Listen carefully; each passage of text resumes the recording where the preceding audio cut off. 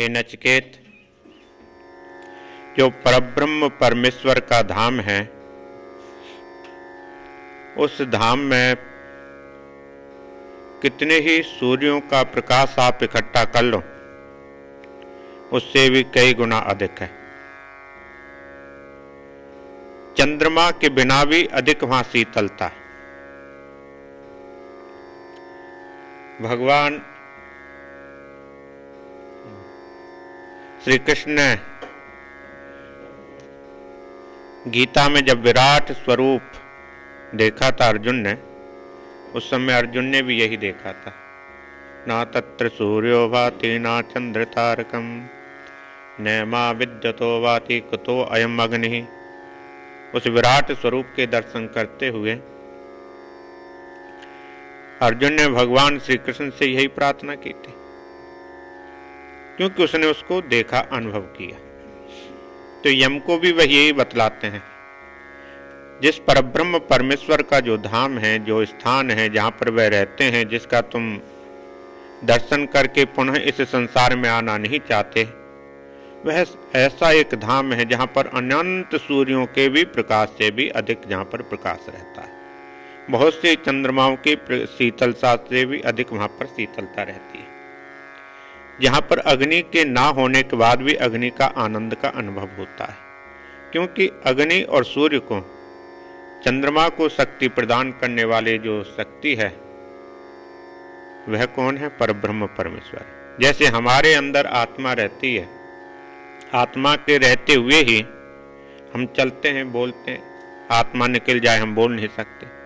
वैसे कहते हैं अग्नि के अंदर जो जलाने की शक्ति है, दाहकता, जलाने की जो शक्ति है, दाहकता, वह निकल जाए तो अग्नि का कोई मूल्य नहीं। अग्नि कैसे हो जाएगी? जैसे हमारा मृतक शरीर होता है। उसको शक्ति देने वाला कौन है? परब्रह्म परमेश्वर है। हमारे अंदर रहने वाली आत्मा जैसे हमको दिखलाई नहीं देती, हमारे अंदर रहने वाली आत्मा जैसे दूसरे को दिखलाई नहीं देती, वैसे ही अग्नि के अंदर रहने वाली जो दाहकता है, वह भी किसी को दिखलाई नहीं देती। अब मंत्र अगले में कहते हैं, ऊर्ध्वमूलः वाक्शाखः एष अस्वस्थः सनातनः तदेव शुक्रम तद्ब्रह्म तदेव अमृतम उच्यते तस्मिन् लोकः स्थिता सर्वे तदो नातेति कश्चन एतद् वही तदः। वह परब्रह्म परमेश्वर है क्या? गीता में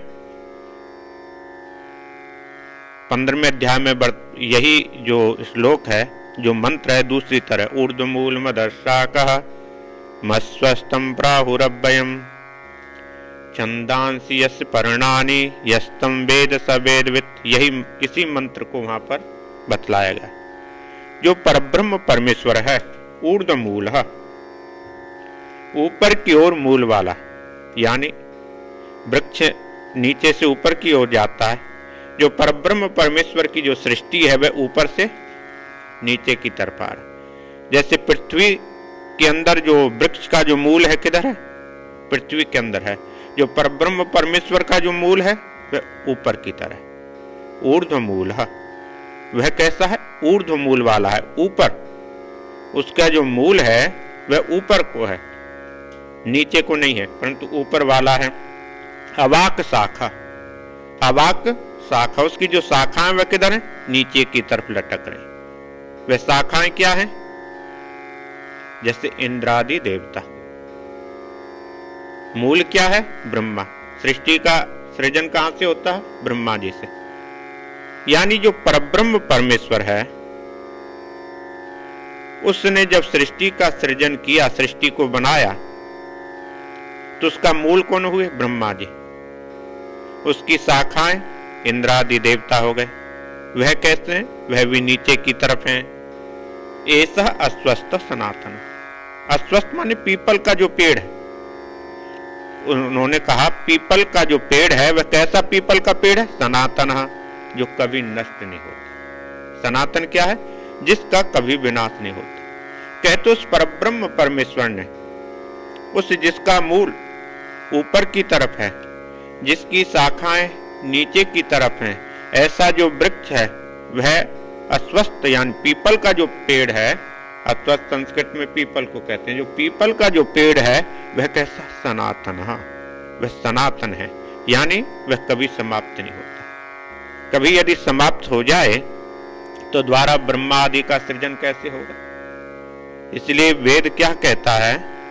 उसका विनाश नहीं होता, वह थोड़ी देर के लिए ढक दिया जाता, हमें दिखला ही नहीं देता। ऐसा पीपल का जो पेड़ है वह इस प्रकार का तत् एव शुक्रम, तत् माने उसमें, वह जो परब्रह्म, शुक्रम क्या है? शुद्ध है, निर्मल है, पवित्र है, पावन है। शुक्र क्या है? जो बिल्कुल शुद्ध है, जिसमें बिल्कुल भी किसी भी प्रकार का कोई दाग नहीं। दाग यदि होगा तो वह शुद्ध नहीं हो सकता। इसलिए कहते हैं साकार जो परब्रह्म परमेश्वर है वह माया से जुड़ा हुआ है।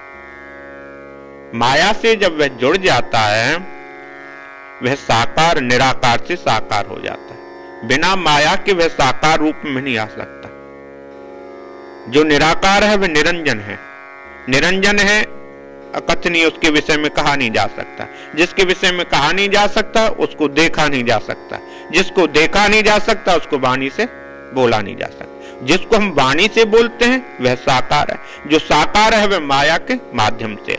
परंतु यहां पर कहते हैं जो अश्वत्थ सनातन पीपल का जो पेड़ है, जिससे समस्त शाखाएं इंद्रादि देवता की उत्पत्ति हो रही है, प्राकट्य हो रहा है, वह कौन है?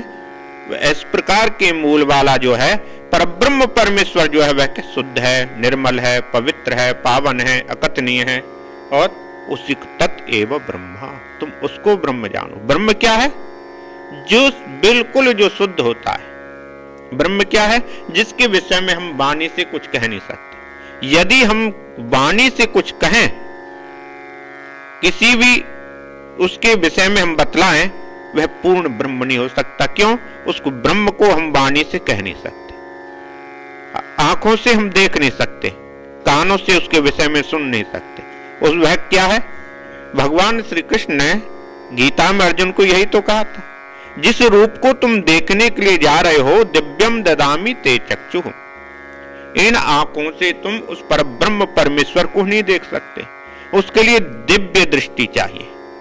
वह दिव्य दृष्टि मैं तुम्हें प्रदान करता हूं। जब दिव्य दृष्टि भगवान ने दी तभी अर्जुन ने विराट स्वरूप भगवान को देखा। तो यहीं पर इसी बात को कहते हैं, वह परब्रह्म परमेश्वर जो है, हे नचिकेत, शुक्र है, शुद्ध है, निर्मल है, पवित्र है, पावन है। ऐसा ही जो है उसको तुम ब्रह्म जानो। और जब ऐसा ब्रह्म है वह उसको क्या? अमृतम उच्यते। उसको बहुत से लोग अमृत कहते हैं। अमृत वह कहलाता है। अमृत क्या होता है? जो कभी नहीं मरता।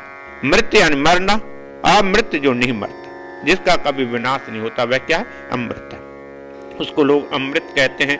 सर्वे लोकः, संसार में जहां तक भी हमारी दृष्टि जाती है, जिसको भी हम अपनी आंखों से देखते हैं या बुद्धि से जिसको भी हम समझते हैं, तस्मिन् श्रितः, उसी के आश्रित है। उस परब्रह्म परमेश्वर के जितने भी देवता आदि हैं, जितने भी मनुष्य हैं, जितने भी पशु पक्षी हैं, जितनी भी सृष्टि है, जिसको भी हम देखते हैं, सूर्य चंद्र आदि नक्षत्र आदि जितने भी हैं, सभी आश्रितः, सर्वे आश्रितः, उसी के आश्रित हैं, उस परब्रह्म परमेश्वर के। और कश्चन उ, कोई भी व्यक्ति तत् उस परब्रह्म परमेश्वर को, उस ब्रह्म को ना अत्येति, कोई भी लांघ नहीं सकता, उल्लंघन उसका नहीं कर सकता। यदि कोई देवता बोले या और कोई शक्ति इस प्रकार की कोई बोले कि उस ब्रह्म की सत्ता का मैं क्या नाम है कि मैं उल्लंघन करता हूं, संसार में क्या तीनों लोकों में इस प्रकार की कोई भी वस्तु नहीं है जो ब्रह्म की सत्ता का उल्लंघन कर सके।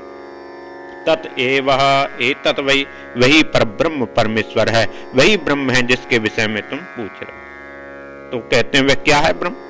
वह क्या करता है?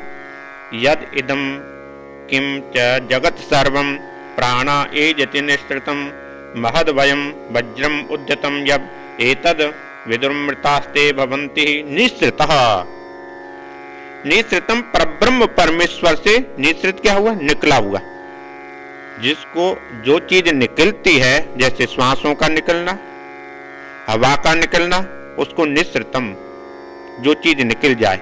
कहते हैं जो निकलने वाली, निकला हुआ जो वस्तु है वह परब्रह्म परम इदम यत् किंचः, यत् इदम, जो कुछ भी, हे नचिकेत तुमको दिखलाई दे रहा है या जो तुम्हारी बुद्धि में समझ में आ रहा है, वह क्या? सर्वम जगत, संपूर्ण जगत। वह एक स्थान की बात नहीं कर रहे। नचिकेत को उन्होंने यह नहीं कहा इस पृथ्वी का भाग है या इस लोक का भाग है, उन्होंने कहा समस्त जगत, सर्वम जगतः, समस्त जगत क्या है? प्राणे एजति, उस परब्रह्म परमेश्वर के प्राण रूप परमेश्वर में चेष्टा करते हैं, प्रवेश करते हैं, इच्छा करते हैं, जानना चाहते हैं। समस्त संसार में जो भी कुछ है वह सब परब्रह्म परमेश्वर का ही श्वास के रूप में उनको समझो। तो क्या है? एतद उद्यतम वज्रम, एतत मान इससे, उद्यतम वज्रम, उद्यतम क्या है? उठे हुए, वज्रम पर्वत के समान या कठोर वस्तु। कहते उस परब्रह्म परमेश्वर से लोग किस लिए भयभीत होते हैं? क्योंकि उसका वज्रम उद्यतम, उठे हुए वज्र के समान। यह तो निश्चित है, कोई भी संसार का जीव है बिना भय के शुभ कर्म नहीं करता। यदि आज किसी को कह दिया जाए कि तुम पर किसी भी प्रकार का बंधन नहीं है, तुम कुछ भी करो, तब भी तुम मुक्त हो जाओगे। तब किसी को कह दिया जाए तुम्हारे ऊपर किसी भी प्रकार का बंधन नहीं है, तुम कुछ भी कर्म करो तब भी तुम मुक्त हो जाओगे, ऐसा कह दिया जाए तो क्या होगा? संसार में अहिंसा होगी। जिसको इच्छा होगी मारने लग जाएंगे, जिसको इच्छा होगी दंड देने लग जाएंगे, जिसकी शक्ति अधिक होगी दूसरे को दुखी करने लग जाएगा। कहते इसलिए उसने परब्रह्म परमेश्वर ने क्या किया?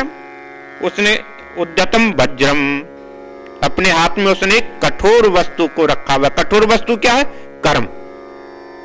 उसने किसको अपने हाथ में रखा? उद्यतम वज्रम, उसके हाथ में एक वज्र है, कठोर वस्तु है। वह क्या है? व्यक्ति का कर्म है। उसने कहा ऐसा नहीं मैं तुमको जाने दूंगा, तुम्हारा सृजन तो होगा और सृजन भी मेरे श्वासों के द्वारा हो रहा है, परंतु श्वासों के बाद, सृजन होने के बाद भी तुम्हारे कर्म तुम्हारे साथ बंधे हुए रहेंगे। उस कर्मों को देखने वाली जो वस्तु है, कर्मों के नियंता जो है, वह कौन है? ब्रह्म है। इसलिए कहते हैं उद्यतम वज्रम, बजे उठे हुए वज्र के समान कठोर है वह, और महत भयम, इसलिए लोग उससे क्या डरते हैं? परम ब्रह्म परमेश्वर से किस लिए डरते हैं? कि हमारे द्वारा किए हुए जो कर्म है उनका हमको दंड मिलेगा, और वह जो हमने कर्म किया है उसकी क्षमा याचना के लिए हम परम ब्रह्म परमेश्वर से भयभीत होते हैं, डरते हैं। अन्यथा कौन डरे?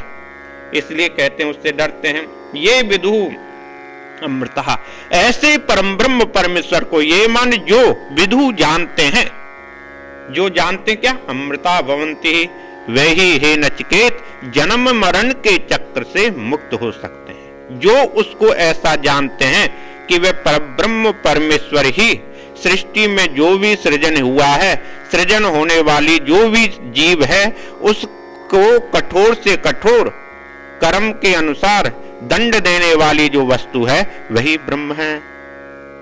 अगले में कहते हैं क्यों? तो उन्होंने बोला कि यदि ऐसी बात है तो देवताओं को तो भय नहीं होना चाहिए। जो जिसके अधिक नजदीक रहता है उसको भय नहीं होना चाहिए, क्योंकि पहले मंत्र में उन्होंने कहा कि मूल ब्रह्मा है और उसकी शाखाएं देवताएं। मूल के साथ में जुड़ी हुई कौन होती है? शाखाएं। मूल के साथ में जुड़ी हुई हैं, उसके नजदीक हैं। जो नजदीक वस्तु होती है उसको भय कम होना चाहिए, परंतु ऐसा वहां पर नहीं है।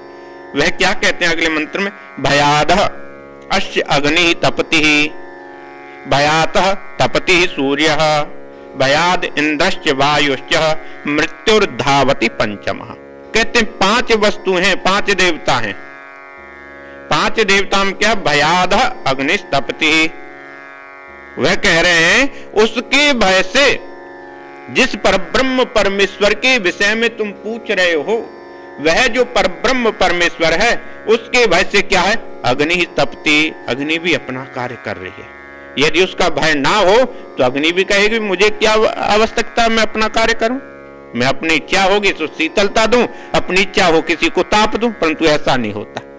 ताप देना उसका काम है, शीतलता देना अग्नि का काम नहीं है। क्यों? उस परब्रह्म परमेश्वर के भय के कारण वह तप रही है। जो उसका स्वाभाविक कर्म है, उस स्वाभाविक कर्म के अनुसार वह क्या है, अपने कर्म को देवता कर रहे हैं। यदि स्वाभाविक कर्म के विरुद्ध देवता कुछ करते हैं तो क्या है, उनको दंड, उनको भी दंड मिलता है, उनको भी क्या दंड मिलता है। तो भयाद अश अग्नि तपति, उसके भय के कारण क्या है, हे नचिकेत, अग्नि भी अपना कार्य कर रही है, तप रही है, अपना कार्य कर रही है। भयाद तपती सूर्य है, सूर्य भी जो अपना प्रकाश दे रहा है उसके भय के कारण ही तो दे रहा है। उस परब्रह्म परमेश्वर ने एक नियम बना दिया कि किस समय पर कहां पर सूर्य दृष्टिगोचर होगा, नजर आएगा। यदि ऐसा ना होता तो अपनी इच्छा से कभी ऐसा थोड़े कि दिन में कभी रात हो जाए या रात्रि में दिवस हो जाए, ऐसा नहीं होता। उसने एक नियम बना दिया, कितने समय के लिए दिवस है, कितने समय के लिए रात्रि है, उसके अनुसार ही सूर्य और चंद्र अपनी गति का कार्य कर रहे हैं। कहते हैं भयाद तपती सूर्य है, सूर्य भी तप रहा है। तीसरा भयाद इंद्रश्च वायुश्च, तीसरा क्या, इंद्र भी भय के कारण स्वर्ग का शासन कर रहा, राज्य कर रहा। यदि भय ना हो तो इंद्र अपनी इच्छा से कुछ भी कर सकता। इसलिए पुराणों में क्या आता है कि जब जब इंद्र ने किसी गलत कार्य के तरफ अपनी बुद्धि को प्रेरित किया है, लगाया है, तब क्या हुआ, उसको दंड मिला है। 1000 वर्ष तक उसको ब्रह्म हत्या का दोष सहना पड़ा और उसके लिए 1000 वर्ष तक उसको साधना करनी पड़ी।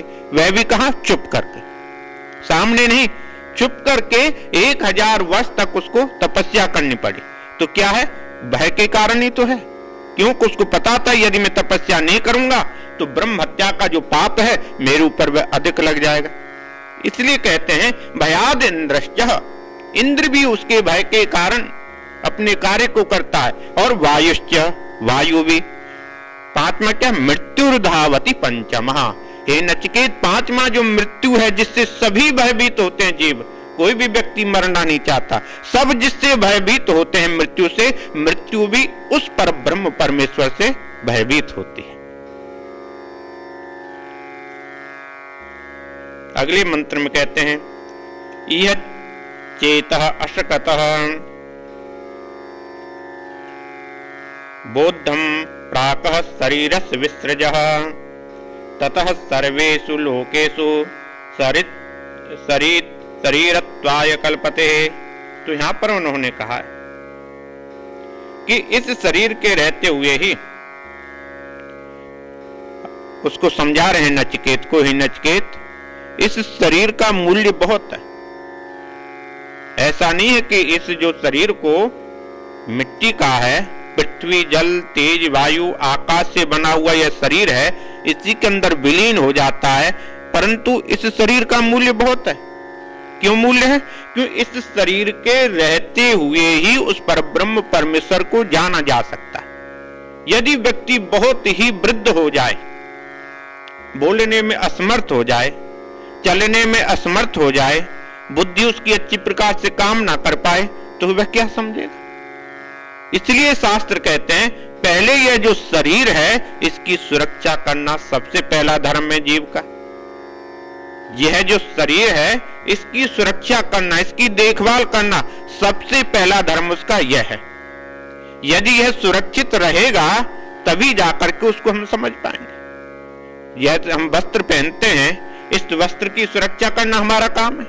यदि हम वस्त्र की सुरक्षा नहीं करेंगे तो क्या होगा, गंदा हो जाएगा। यह तो नहीं है कि कभी भी हम जाकर के मिट्टी में बैठ जाएं, धूल में बैठ जाएं, कीचड़ में बैठ जाएं। कीचड़ में बैठेंगे तो ये गंदा होगा। इसकी सुरक्षा करना हमारा काम है। यदि हम इसकी सुरक्षा नहीं करेंगे तो ये अपने आप यह कीचड़ में चला जाएगा। कहां बैठना है कहां नहीं बैठना ये हमको बतलाना। इसलिए कहते हैं शरीर को सुरक्षित रखना जीव का सबसे पहला काम है। और यदि शरीर सुरक्षित रहेगा तो उस ब्रह्म को जान पाएंगे, और यदि शरीर सुरक्षित नहीं रहेगा तो मोक्ष की प्राप्ति तुम्हें नहीं हो सकती। क्यों? कि शरीर के ठीक रहते हुए उस परम ब्रह्म परमेश्वर को समझा जा सकता है। इसलिए क्या कहते हैं, चेतः, हे नचिकेत, यदि मान लो शरीरस्य विसृजः, यदि शरीर का पतन हो जाए, पतन माने गिरना, पत्ता जब पीला पड़ने लग जाए तो क्या होगा, गिर जाएगा, और यदि पीला पड़ गया तो उसको समझो वह गिरने ही वाला है। हरे पत्ते का ही मूल्य है, पीले पत्ते का कोई मूल्य नहीं, क्योंकि वह निश्चित है, और जब पीला पत्ता पड़ जाएगा वह अपने आप ही गिर जाए। तो इसलिए कोई यह जरूरी नहीं है कि हम वृद्ध बूढ़े होने पर ही हमारा पतन होगा, यह कोई जरूरी नहीं है। अधिकांश लोगों की सोच है जब हम बूढ़े हो जाएंगे शरीर हमारा तभी कमजोर होगा, ऐसा कोई आवश्यक नहीं है। 10 वर्ष की अवस्था में भी शरीर कमजोर हो सकता है, कुछ ऐसी बीमारी 4 वर्ष की अवस्था में भी लग सकती है, इसलिए शरीर के ऊपर ज्यादा विश्वास भी नहीं कर सकते। ऐसा तो है नहीं हम 80 वर्ष के बाद ही जब बूढ़े होंगे तभी किसी बात को समझेंगे, नहीं, ऐसा भी कोई आवश्यक नहीं। क्यों कि इसका ऊपर कोई विश्वास नहीं है।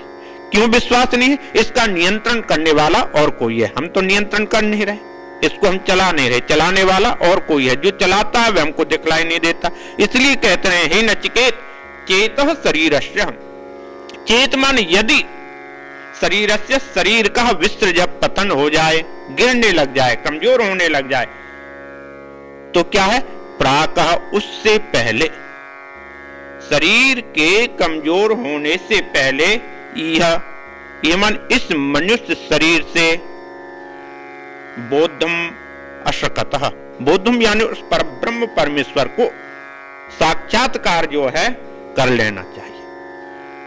शरीर के स्वस्थ रहते हुए ही उस परब्रह्म परमेश्वर का साक्षात्कार हो सकता है, समझा जा सकता है। बीमार आदमी, बूढ़ा आदमी उस परमात्मा को भी नहीं समझ सकता, क्योंकि शरीर उसका साथ नहीं दे रहा। जब हम किसी सैया पर पड़ जाएं, हाय हाय करें, तो क्या परमात्मा का चिंतन करेंगे? परमात्मा का चिंतन करने के लिए भी बुद्धि भी ठीक चाहिए, शरीर को भी ठीक चाहिए, इंद्रिय भी ठीक चाहिए, सब कुछ स्वस्थ होना चाहिए, तभी जाकर के उसे समझा जा सकता। इसलिए कह रहे हैं यदि शरीर तुम्हारा ठीक है, शरीरस्य, शरीर के पतन होने से पहले, शरीर के गिरने से पहले, शरीर के कमजोर होने से पहले ही उस परब्रह्म परमेश्वर का साक्षात्कार हे नचिकेत कर लेना चाहिए।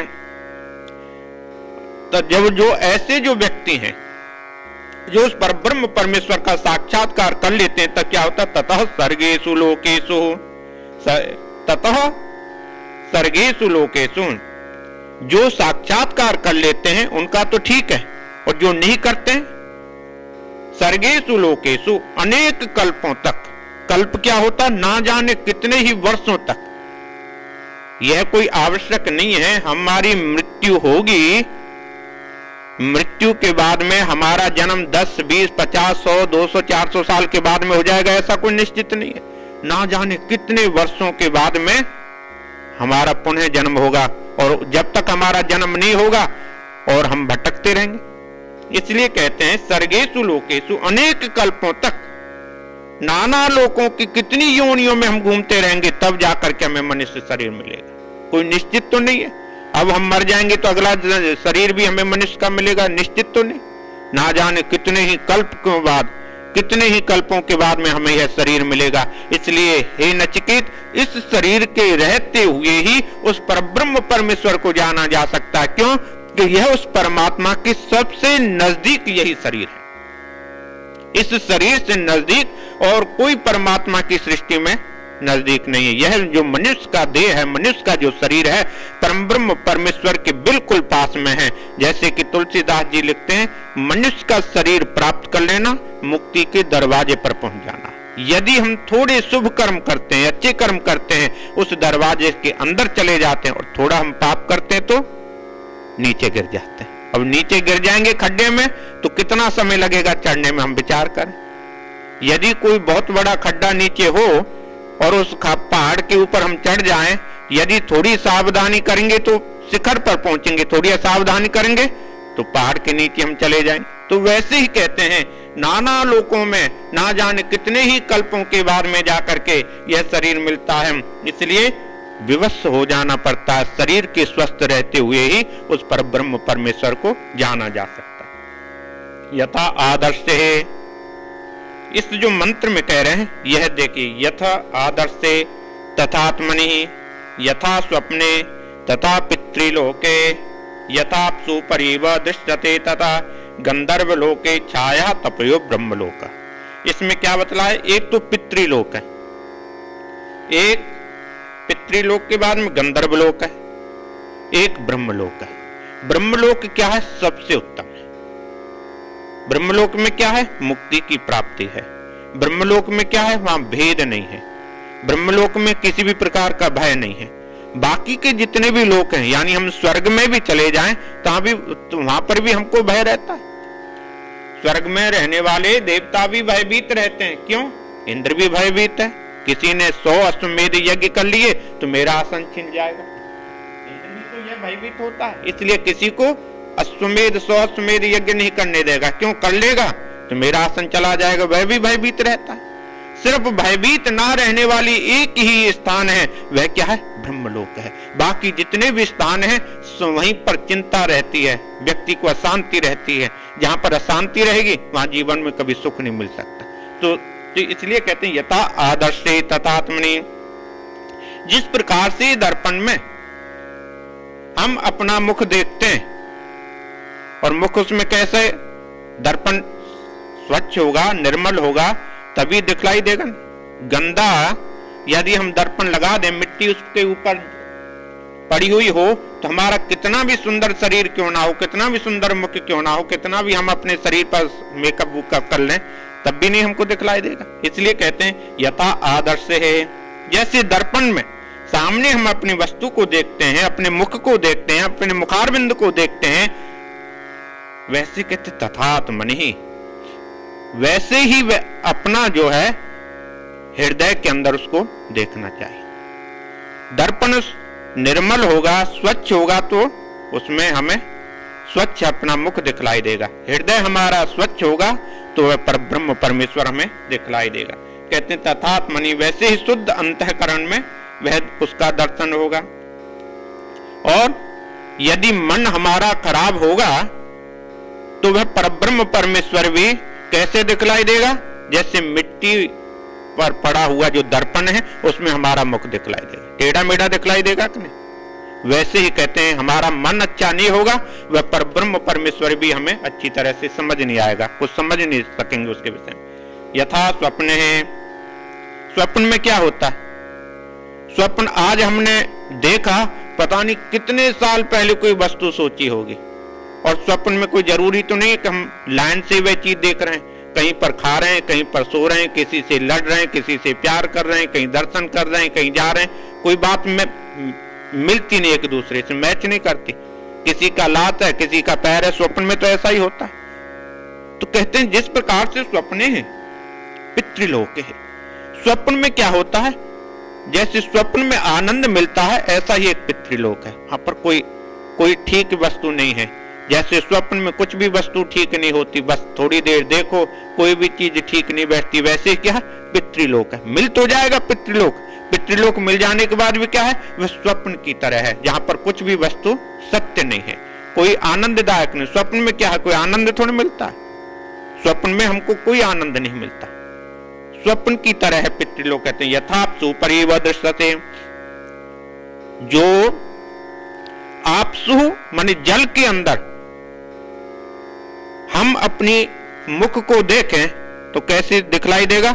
हिलता हुआ, हिलता हुआ दिखलाई देगा कि नहीं? और हिलता हुआ जब मुख दिखलाई देगा, कभी लंबा होगा, कभी चौड़ा होगा। कहते हैं अपसु, जिस प्रकार से जल के अंदर हम अपने मुख को देखते हैं, वह मुख कैसा दिखलाई देगा? टेढ़ा मेढ़ा।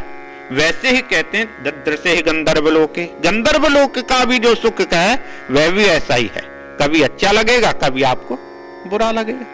तो छाया तपयो ब्रह्मलोक, एक ही लोक है जहां पर बिल्कुल शुद्ध है, वह ब्रह्मलोक। छाया तपो, जहां पर छाया आपको छाया के रूप में दिखलाई देगी, और तप यानी जो आपको तपती हुई जो वस्तु है, जलती हुई वस्तु है, प्रकाश जो वस्तु है, वह जैसे दिखलाई देगी। हम जैसे अपने धूप में छाया को अलग देखते हैं और अपने शरीर को अलग देखते हैं, वहां पर हमको पता है। वैसे ही कहते हैं जो ब्रह्मलोक है, उस ब्रह्मलोक में क्या है? आत्मा और परमात्मा का मिलन हो जाता है। वहां पर किसी भी प्रकार का ना तो वहां शरीर हिलता है, ना मुख हिलता है, ना ही वहां पर किसी प्रकार का स्वप्न है, ना भय है, कुछ भी नहीं है। इसलिए सबसे जो आनंददायक जो वस्तु है, पूर्ण जो आनंद है, वह है ब्रह्मलोक। ब्रह्मलोक की प्राप्ति उसी को हो सकती है जिसका कहते हैं हृदय शुद्ध होगा, बिल्कुल पवित्र होगा, जिसमें किसी भी प्रकार की कालिमा नहीं होगी। और इस प्रकार का जो व्यक्ति है वही ब्रह्मलोक को प्राप्त कर सकता है। अगले मंत्र में कहते हैं इंद्रियाणाम पृथक भावः उदयात् तमयोचयत् पृथक उत्पद्यमानानां मत्वा धीरो न सोचति। धीरो न सोचति। जो गंभीर जो लोग हैं, विद्वान जो लोग हैं, बुद्धिमान जो लोग हैं, वह लोग सोचते नहीं। क्यों? पृथक, अपने अपने कारणों से, अलग अलग कारणों के कारण। पृथक क्या है? अलग अलग कारणों के कारण, अलग अलग रूपों के कारण क्या होता है? उत्पद्यमानानाम, जो इंद्रियां हैं यह उत्पन्न हो रही। हम अलग अलग जो कर्म करते हैं उसके अनुसार ही हमारी इंद्रियां काम कर रही। हम अच्छा सोचेंगे तो इंद्रियां भी अच्छा सोचती हैं। यदि हम इसलिए कह रहे हैं पृथक, अलग अलग कर्मों के कारण इंद्रियां क्या है? अपना कार्य कर रही हैं। बुद्धि, जो मन अच्छा सोचता है तो बुद्धि की भी उसमें सहयोग होता है। बुद्धि का अच्छा सहयोग हो तो हाथों का भी अच्छा सहयोग होता है, आंखों का भी अच्छा सहयोग होता है। मन अच्छा ना हो तो बुद्धि भी ठीक काम नहीं करती। बुद्धि ठीक नहीं काम करती, हम तो बुरा सोचने लगते हैं, बुरा देखने लगते हैं, बुरा सुनने लगते हैं। इसलिए कहते हैं अलग अलग इंद्रियों के कारण सबकी क्या है? अलग इंद्रियों के कारण पृथक भावम, सबकी अलग अलग सत्ता है, अलग अलग सोच है। इंद्रियों के कारण ही तो सोच है। हम यहाँ पर पढ़ रहे हैं, किस लिए पढ़ रहे हैं? हमारी इंद्रियों ने हमको अंदर से, मन ने कहा कि हमको शुद्ध वस्तु पढ़नी चाहिए इंद्रियों के द्वारा। और यदि हमारी इंद्रियां कहती कि गलत वस्तु को पढ़ो, हम गलत पढ़ते। पृथक पृथक भाव, अलग अलग भाव है। कौन? कहां से? इंद्रियों का। इंद्रियों का जो अलग अलग भाव है, उदय तमय हो, उसमें क्या है? उदय और लय। उदय इंद्रियों का जो अच्छा जो कारण है, जब प्रकट होता है तो प्रकट होने के कारण हम अच्छी वस्तुओं को सोचते हैं। और जब इंद्रियों के अंदर भाव बुरा पैदा होता है तो हम बुरी वस्तुओं को सोचते हैं। ऐसा जान करके बुद्धिमान लोग जो हैं, धीरा ना सोचंती, जो बुद्धिमान जो लोग हैं वह जानते हैं इंद्रियों को अपने वश में हमको करना होगा। यदि इंद्रियों को हम छोड़ देंगे, गीता में भगवान श्री कृष्ण अर्जुन को एक ही बात कही, अर्जुन जब व्यक्ति मन को स्वतंत्र छोड़ देता है तो मन क्या है? व्यक्ति को पाप की तरफ ले जाता है। क्यों? कि इंद्रियों का जो स्वभाव है, क्या स्वभाव है? विषयों की तरफ भागना, बाहर की तरफ भागना। इंद्रियों का स्वभाव क्या है? बाहर की तरफ। यदि पशु को आप बांध के रखो, खूंटे से छोड़ दो तो वह क्या करेगा? बाहर की तरफ भागेगा, वह वहीं पर थोड़े खड़ा रहेगा। जैसे भी आप उसको खोलो, क्योंकि उसका स्वभाव है बाहर की तरफ भागना, वैसे ही कहते हैं इंद्रियों का स्वभाव है बाहर की तरफ भागना। परंतु बाहर की तरफ जो भाग रही इंद्रियां हैं, उनको शुद्ध विचारों के द्वारा, अच्छी बुद्धि के द्वारा सभी इंद्रियों को बस में रखना पड़ता है।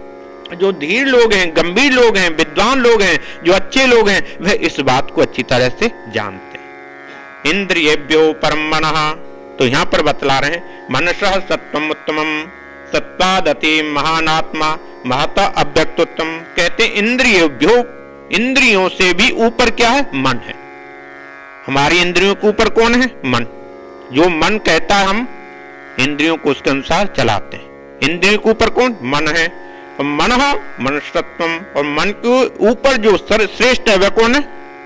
बुद्धि है। बुद्धि, यदि मन को बड़े बुरे विचार की तरफ मन यदि जाता है तो अच्छी बुद्धि जो मन को पकड़ सकती है, रोक सकती है। इसलिए कहते हैं इंद्रियों के ऊपर कौन? मन। मन के ऊपर कौन है? बुद्धि। और सत्वम उत्तते, और उस सत्वम उत्तत, उस बुद्धि से के ऊपर कौन है? सत्वादति महानात्मा। दधि ऊपर, उससे ऊपर कौन है? आत्मा। बुद्धि के ऊपर कौन है? आत्मा। और आत्मा के ऊपर कौन? महता अव्यक्तोत्तमम। आत्मा के ऊपर वह है जो परमेश्वर जिसको कहते हैं, परमात्मा कहते हैं, परंतु वह क्या? अव्यक्त है, उसको बोल नहीं सकते, कहा नहीं जा सकता। यदि किसी को कहो उस तुम परब्रह्म परमेश्वर के विषय में वर्णन करके बतलाओ, तो तो जैसी जिसकी बुद्धि होगी उसके अनुसार ही तो बतलाएगा। मैंने जिस प्रकार का अनुभव किया था मैं बतलाऊंगा, आपने जैसा अनुभव किया था आप बतलाएंगे, परंतु क्या अव्यक्तम। इसलिए तो एक दूसरों के विचार उस पर ब्रह्म परमेश्वर के विषय में मिलते नहीं। क्यों नहीं मिलते? क्योंकि वह एक जैसा नहीं है, वह सर्वत्र है, सभी जगह है, सभी स्थान पर है, सभी जगह स्थान पर होते हुए भी, सभी जगह रहते हुए भी क्या है, वह दिखलाई नहीं दे रहा। क्यों? अदृश्य है, अव्यक्त है, उसके विषय में कुछ कहा नहीं जा सकता। और उसके ऊपर भी क्या है, अव्यक्तास्तु परः पुरुषः, अव्यक्त के ऊपर भी कोई वस्तु है, वह कहते हैं जो अव्यक्त है, जो बतलाया नहीं जा सकता, जिसके विषय में बोला नहीं जा सकता, जिसको हम परमात्मा कहते हैं, उसके ऊपर भी कोई वस्तु है। वेद कहता कौन? अव्यक्तास्तु परः पुरुषः अव्यक्त अलिंग एवचः यम ज्ञात्वा मुच्यते जंतु अमृतम च गच्छति। कहते हैं हे नचिकेत, अव्यक्तातः, वह जो अव्यक्त परब्रह्म परमेश्वर है वह क्या है, व्यापक है, सभी जगह फैला हुआ। ऐसी कोई वस्तु नहीं है जहां पर परब्रह्म परमेश्वर नहीं है, परंतु क्या है, अलिंगम। लिंग क्या होता? चिन्ह।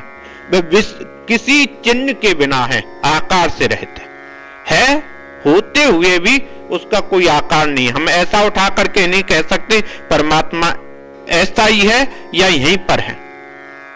हम ऐसी कोई संसार में वस्तु नहीं है जहां पर हम कह सकें परमात्मा इसी स्थान पर है, दूसरे स्थान पर नहीं है, ऐसा नहीं हो सकता।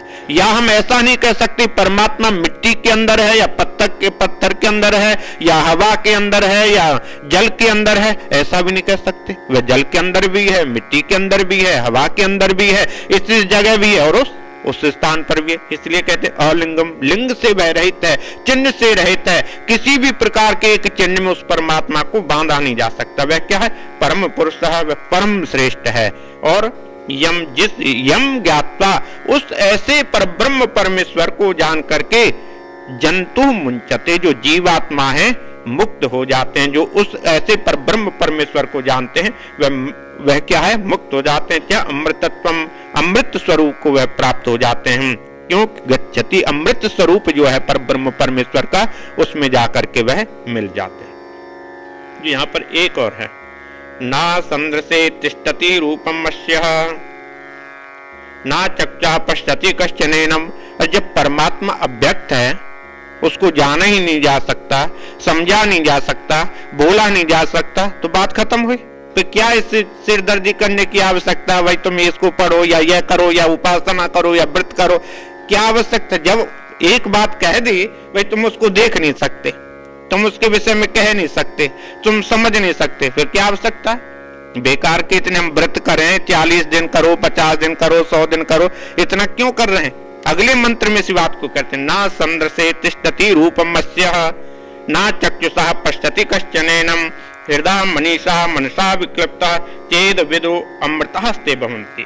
हे नचिकेत, वास्तविक जो उसका जो स्वरूप है संद्र से प्रत्यक्ष विषय के रूप में दिखलाई नहीं दे रहा, दिखलाई नहीं दे रहा। जैसे भगवान श्री कृष्ण ने कहा था, ये अर्जुन, इन आंखों से उस परब्रह्म परमेश्वर को नहीं देख सकते, उसके लिए क्या है? दिव्य नेत्र में तुम्हें देता हूं। उस परब्रह्म परमेश्वर का तुम नचिकेत को कह रहे हैं, ये यमराज कह रहे हैं नचिकेत को, नचिकेत वह परब्रह्म परमेश्वर अव्यक्त है, अलिंग है, लिंग से रहित है, चिन्ह से रहित है और उसको देखा नहीं जा सकता, परंतु बुद्धि से उसको समझा जा सकता है। बुद्धि से जब उसको समझेंगे तो वह हृदय जो है, हृदय में अपने आप विराजमान हो जाएगा। उसका जो व्यक्ति उसको समझता है, अनुभव कर सकता है, परंतु अनुभव करने के बाद में अपनी वाणी से जैसा उसने अनुभव किया है ऐसा कि ऐसा नहीं बतला सकता, पर क्या है? उस आनंद का वह अनुभव कर सकता है। संसार में कई बार व्यक्ति बहुत प्रसन्न होता है और जब वह बहुत प्रसन्न हो तो उससे पूछो तो वह कहेगा इतना मैं प्रसन्न हूं, मैं कह नहीं सकता। साधारण प्रसन्नता में भी व्यक्ति इतना प्रसन्न हो जाता है, अपनी प्रसन्नता को वाणी के द्वारा बतलाने में असमर्थ हो जाता है। वैसे ही कहते हैं वह तो परब्रह्म परमेश्वर है, उसके विषय में कैसे बतलाया जा सकता है? इसलिए कहते अस्या, वह परम ब्रह्म परमेश्वर का रूपम, वास्तविक जो स्वरूप है, संद्र से सामने दिखलाई, प्रत्यक्ष माने सामने, अच्छी प्रकार से दिखलाई नहीं देता, ना तिष्ठति ठहरता, सामने नहीं दिखता। यानी परमात्मा ऐसा ही है ऐसा वह सामने इन आंखों से दिखलाई तो नहीं दे रहा। यदि किसी व्यक्ति को कहो क्या तुमने उस परब्रह्म परमेश्वर को तुम देख रहे हो, कहेगा नहीं, वह दिखलाई नहीं दे रहा। फिर क्या, एनम कश्चन हम चक्षुषा, कहते हैं एनम मन इन, चक्षुषा इन आंखों से, ना पश्यति नहीं देख पाता, इन आंखों से वह नहीं देख पाता। फिर क्या, मनसः अभिक्लप्तः, मनसः अभिक्लप्त, मन से बारंबार चिंतन करने पर वह क्या होता है, हृदय मनीषा, वह हृदय में विराजमान हो जाता है और मनीषा उसकी अच्छी बुद्धि करके उस पर ब्रह्म परमेश्वर को वह समझ सकता है, फिर उसको क्या है, जान सकता है। ये विधु जो बुद्धि के द्वारा, हृदय के द्वारा उस परम ब्रह्म परमेश्वर को जान लेते हैं, वही अमृत स्वरूप हो जाते हैं, वही आनंद का अनुभव करते हैं। तो 9 मंत्र और रह गए, अगले हफ्ते कठोपनिषद यह पूरा हो जाएगा। हैं वहां पर भी अच्छी तरह सुख नहीं मिलता। गंधर्व लोक का भी जो सुख है वह ऐसे ही है जैसे स्वप्न का सुख है। स्वप्न में हाँ हाँ नहीं, उसमें तो वर्णन अलग अलग है ना, उसमें बतलाया जो